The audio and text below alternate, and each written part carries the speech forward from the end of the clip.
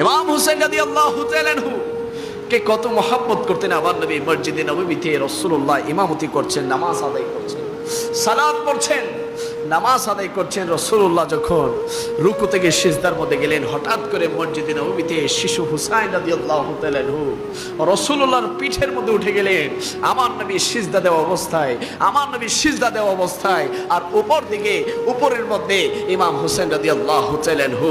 আমার নবী সিজদা থেকে উঠে না, সিজদা থেকে উঠে না, সিজদা থেকে উঠে না। প্রায় 2, 4, 5, 10 মিনিট অতিক্রম হয়ে গিয়েছে, আমার নবী সিজদা থেকে উঠছে না, আমার নবী সিজদা থেকে উঠছে না। পেছনের সাহাবায়ে কেরাম যারা নবীর সাথে নামাজ পড়ছে তারা চিন্তা করতে লাগলো, কল্পনা করতে লাগলো, হাই হাই রাসূলুল্লাহ কেন সিজদা থেকে উঠছে না?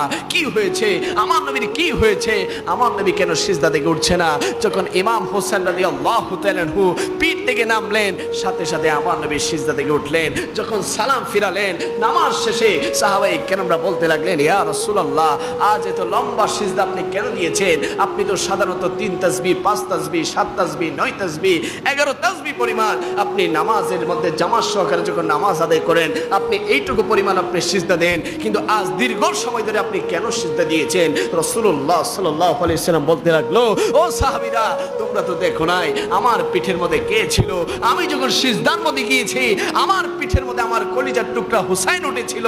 আমি যদি সিজদা থেকে উঠে যেতাম আমার হুসাইন তো পড়ে যেত, আমার হুসাইন তো পড়ে যেত। আমি তো আমার হুসাইনের ব্যথা, আমি তো আমার হুসাইনের যন্ত্রণা সহ্য করতে পারবো না, সহ্য করতে পারবো না। এই জন্য আমি নবী সিজদা থেকে উঠি নাই। যখন আমার হুসাইন নেমেছে আমি নবী সিজদা থেকে উঠেছি। জোরে বলি সুবহানাল্লাহ।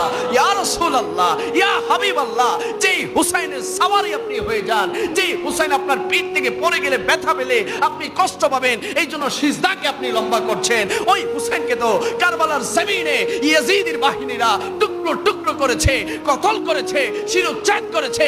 আপনি কিভাবে মদিনাতুল মুনাওয়ারাতে শুয়ে শুয়ে সহ্য করেছেন? রাহমাতুল লিল আলামিন বলে, ও আমার উম্মতেরা, দুনিয়ার জমিনে তোমাদের ঈমানকে মজবুত করার জন্য, তোমাদের ঈমানকে সঠিক রাখার জন্য, তোমাদেরকে জান্নাতে পৌঁছে দেওয়ার জন্য আমার হুসাইনের রক্তের বিনিময়ে তোমরা উম্মতকে আমি নবী জান্নাতে পৌঁছে দেব। জোরে বলি সুবহান।